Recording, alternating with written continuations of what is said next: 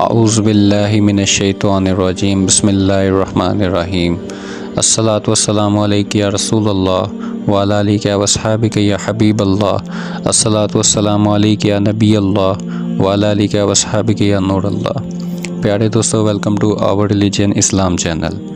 دوستو، سب سے پہلے تو ربیع الاول کا مہینہ آپ سب کو مبارک ہو۔ جیسا کہ آپ کو پتہ ہے، ربیع الاول کا مہینہ جاری ہے اور نبی پاک صلی اللہ علیہ وآلہ وسلم پر کثرت سے درود پاک پڑھیں اس مہینے میں اور ثواب کمائیں۔ دوستو، اور تمہیں جو مصیبت، دکھ اور پریشانیاں پہنچی وہ اس کے سبب سے ہیں جو تمہارے ہاتھوں نے کمایا، اور بہت کچھ تو بے شمار خطاؤں، غلطیوں اور گناہوں کو معاف فرما دیتا ہے۔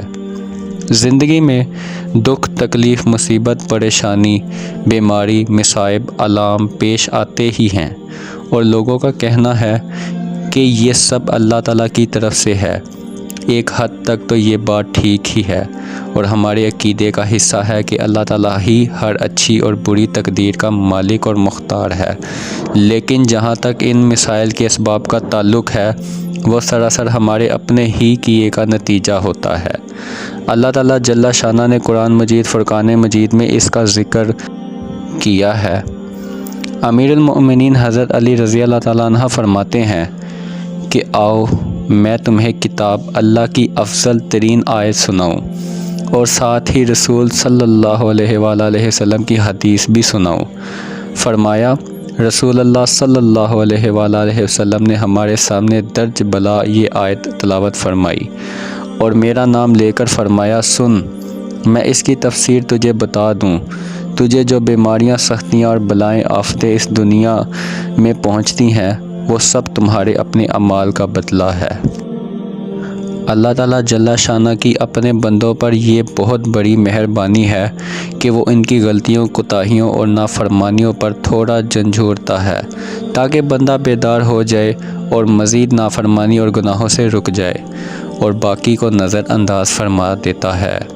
بعض کمزور ایمان والے اپنی غلطیوں اور کوتاہیوں کا احساس و اعتراف کرنے کے بجائے اپنے گناہوں کا جواز تلاش کرنے لگتے ہیں۔ بعض اوقات اللہ تعالیٰ کے سرکش انسان یہ بھی کہتے ہوئے نظر آتے ہیں، وَمَا يُهْلِكُنَا إِلَّا الدَّهْرُ، اور ہمیں ہلاک نہیں کرتا مگر زمانہ۔ حالانکہ اللہ تعالیٰ اگر چاہے تو لوگوں کو ان کے گناہوں کے سبب تباہ کر دے، جیسا کہ قرآن مجید فرقان حمید فرماتا ہے، انہیں تباہ کر دے لوگوں کے گناہوں کے سبب۔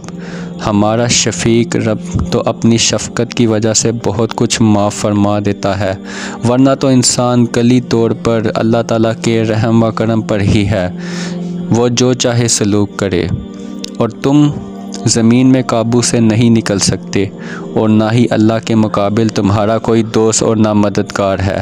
بعض لوگ کسی کو اپنے لیے منحوس تصور کرنے لگتے ہیں، جیسا کہ قرآن مجید فرماتا ہے، وہ کہنے لگے ہمیں منحوس خیال کرتے ہیں، حالانکہ یہ بات قطعاً غلط ہے۔ ایسا ہرگز نہیں ہوتا، بلکہ جو کچھ ہم کرتے ہیں اس کی وجہ سے ہی ہوتا ہے، یعنی وہ ہمارا اپنا ہی کیا دھرا ہوتا ہے، اور تمام مصیبتوں اور پریشانیوں کے نزول کا سبب ہمارا اپنا وجود ہوتا ہے۔ ہم اپنی اصلاح کرنے کے بجائے مختلف تعویلیں ڈھونڈتے رہتے ہیں۔ تکلیف، دکھ کی زندگی کا حصہ ہیں۔ زندگی میں حالات کبھی یکساں نہیں رہتے، اونچ نیچ ساتھ ساتھ چلتی ہے، مگر ہم نے دیکھنا ہے کہ آج تم روئے زمین پر مسلمان ہی کیوں مصائب و آلام کا شکار ہے۔ وہ کیا اسباب ہیں جن کی وجہ سے امت مسلمہ ذلت کا شکار ہے؟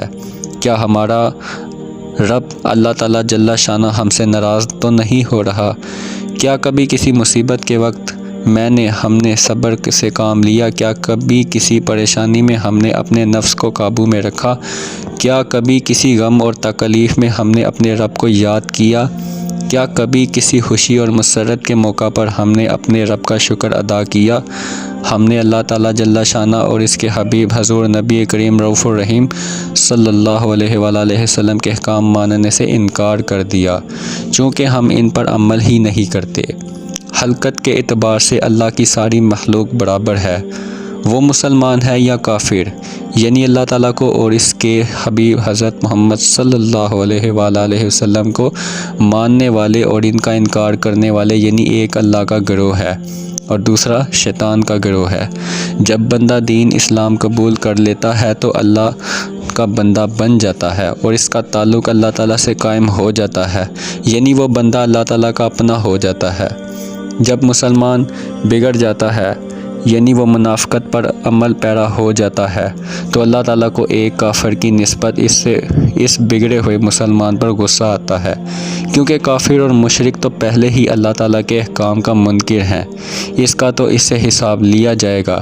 مگر جو مسلمان ہو کر منافقت پر عمل پیرا ہے، اس نے اللہ تعالیٰ سے تعلق قائم کیا اور اس کے حبیب مکرم حضرت محمد صلی اللہ علیہ وآلہ وسلم کا کلمہ پڑھا، ان پر ایمان لایا، اللہ تعالیٰ کو اپنا رب مان لیا، پھر اس کے بعد دھوکہ کیا، لوگوں کو بھی دھوکہ دیتا ہے، یعنی لوگ اسے مسلمان سمجھتے ہیں لیکن اس کا اندر بدل چکا ہے، ظاہر اور باطن میں فرق آ گیا، وہ منافق ہو گیا۔ اللہ تعالیٰ کو منافق پر بہت غصہ آتا ہے۔ اگر ہم غور کریں، یہی وجہ ہے کہ اللہ تعالیٰ کا قہر ہے جو ہم مسلمانوں پر برس رہا ہے۔ مسلمان اپنے مصائب میں جکڑے ہوئے ہیں اور بے شمار مسائل کا شکار ہیں، مگر کافر اور مشرک خوب مزے کر رہے ہیں۔ حالانکہ اللہ تعالیٰ نے تو دنیا اور اس میں جو کچھ ہے وہ اپنے بندوں کے لیے اور ان کی خدمت کے ہی بنائی ہے۔ ہم اپنے مالک کا حال ہی دیکھ لیں، اللہ تعالیٰ کس قدر ناراضگی ہے۔ ہم ایک دوسرے کو مار رہے ہیں، قتل و غارت گری ہے، بم دھماکے ہیں، لوٹ مار ہے، چوری ڈکیتی کی تو انتہا ہے، کوئی کہیں بھی محفوظ نہیں ہے۔ گھر ہو یا دکان، دفتر ہو یا بازار، پیدل ہو یا سوار، اللہ کا گھر مسجد تک محفوظ نہیں۔ ان میں اللہ تعالیٰ کی عبادت کرنے، اس کے حضور جھک جانے اور اس کا ذکر بلند کرنے کے لیے آنے والے بھی محفوظ نہیں، انہیں بم سے اڑا دیا جاتا ہے۔ وہ مسلمان جن کا نظریہ بدل گیا، انہوں نے اللہ تعالیٰ سے دھوکہ کیا، چند ٹکوں کے اوس اپنا دین اسلام بیچ دیا اور شیطانی گروہوں کے اعلیٰ کار بن گئے اور اللہ کے دین میں نقب لگانے لگے۔ یہ اللہ تعالیٰ جل شانہ کے غضب کا اظہار ہے۔ اللہ تعالیٰ جل کو جو ناراضگی اس منافق ظاہر میں مسلمان اور باطن میں منکر سے ہوتی ہے، وہ کافر و مشرک قوموں پر نہیں ہوتی، کیونکہ مسلمان اللہ تعالیٰ سے عہد عبادت کر کے اس سے پھر گیا اور گناہوں میں مبتلا ہو گیا۔ اللہ تعالیٰ جل شانہ کا فرمان ہے، اور تمہیں جو مصیبت، دکھ، پریشانیاں پہنچی وہ اس کے سبب ہے جو تمہارے ہاتھوں نے کمایا، اور بہت کچھ تو بے شمار خطاؤں، غلطیوں اور گناہوں کو تو اللہ تعالیٰ معاف فرما دیتا ہے۔ دنیا میں انسان کو جو دکھ اور پریشانیاں، مصیبتیں، مصائب کا سامنا ہے، وہ اس کے سبب اس کے گناہ ہیں۔